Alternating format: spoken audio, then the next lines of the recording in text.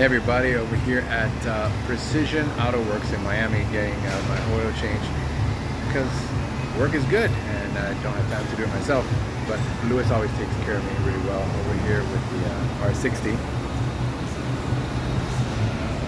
What are we doing in here today? Oh, somebody asked about the carbon fiber inside the car.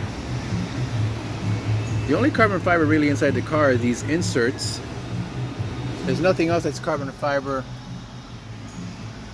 inside the dash or anything. Everything's just the regular interior. I chose the perforated leather on the sides, carbon fiber inserts, and then I have the John Cooper Works gauges on the side. There is another carbon fiber piece which has these on the edge of the exhaust.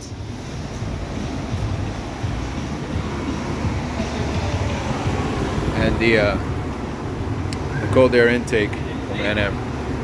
It's a little dusty, but it's still working great.